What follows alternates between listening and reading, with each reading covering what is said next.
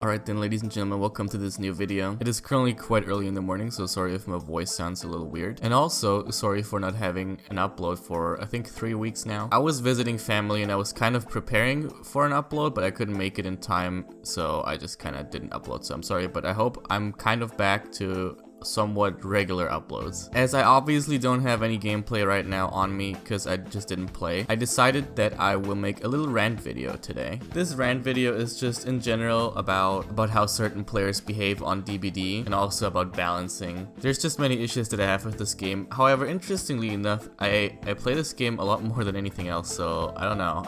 It's like a love-hate relationship or something. But today I just wanted to talk about how I feel about the current meta in the game. I actually wanted to make a video just on Decisive Strike because when I left, that has been on the forums a lot because Pop is getting nerfed and Decisive Strike has been broken for a long time, basically forever now. And I feel like some people don't really understand the issue with it. There's many other videos and forum posts about it, so I'll just briefly give you a little rundown on why I think it's broken. The fact that it's just a 60-second counter makes it so you basically have just 1 minute of invulnerability where you can do anything that you want. You could work on a gen. When you hear the killer come to you, you just jump in a locker and just hide. Or you can go for stupid plays and save other people off hook. And when the killer gets you and picks you up, he's getting DS'd. Now, some people that don't play killer a lot don't really understand why that's such a big deal. The main issue is the time that gets wasted.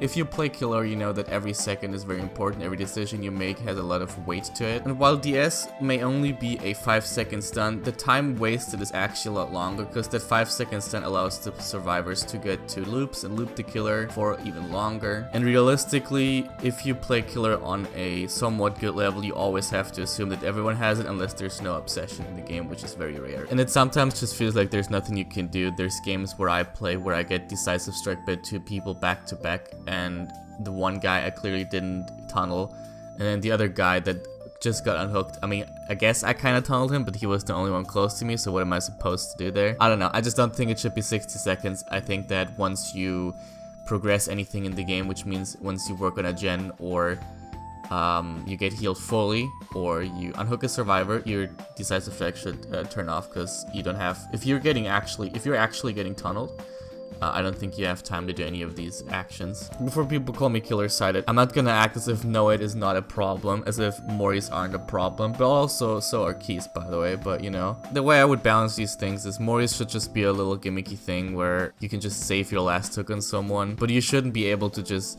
hook someone and then tunnel them off the hook and then kill them. Keys should only allow one person to leave, and once that hatch is closed, you shouldn't be able to reopen it with a key. It's bullshit. How it fix no-it is actually something that I have no idea of. I just think the whole design of the perk just breaks the game because the whole game is balanced around movement speed, but the thing is you get movement speed extra and you down people instantly. It is completely broken. It is bullshit.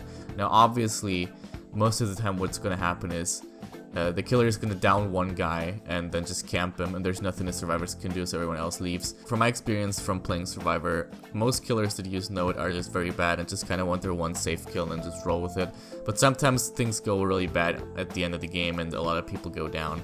And I think it's a stupid perk. It should, honestly, I don't know how to rework it. It should just get a completely rework, I think. Like nothing, I wouldn't leave anything the way it is now. Maybe the killer has to do something, get to the point where it gets actually active, because you can literally go AFK for the whole game, then come back when all gens are done, and then, I mean, if you're lucky, you get all survivors. It's very rare that you get all of them, but you know, it is technically possible, and it's pretty stupid. I think these are the main issues with the game. Obviously, there's stuff like map design. I think most bad map design is either maps that are too big. I'm especially looking at the Red Forest maps or some of the farm maps, and some loops are just somewhat unfair. Like there's some loops where if you know what you're doing, there's no way you're getting hit, and it's pretty stupid. Unless you're going against Nurse or Spirit, but you know, if you're going against either of these, then it's kind of whatever anyways, because these are the strongest killers in the game that are supposed to do that. I just think that if you're playing anything that's not meta and you're going against people that know how to loop and they know where to go and all this stuff, there's not much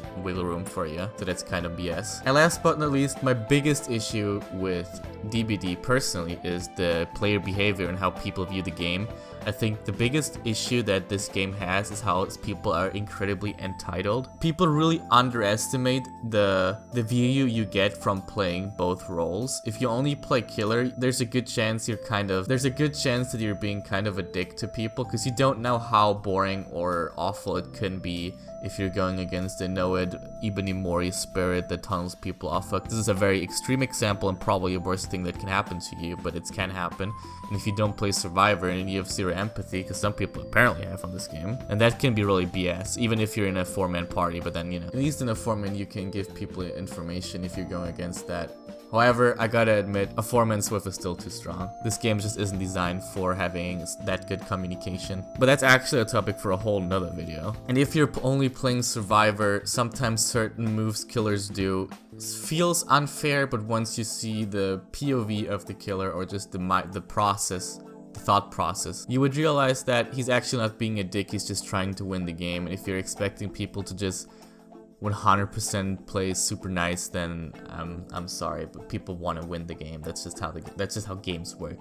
People always want to win, so you should expect people to try their hardest to win all the time. Obviously, there's stuff that's unfair, which I already mentioned, but you know, that's stuff that just needs to get balanced, and then everything should be okay. Not like it's ever gonna get balanced behavior, is it? And I honestly think if you would be able to address these things, if you could give people an incentive to play both roles more and just balance the game better, this game would literally be perfect.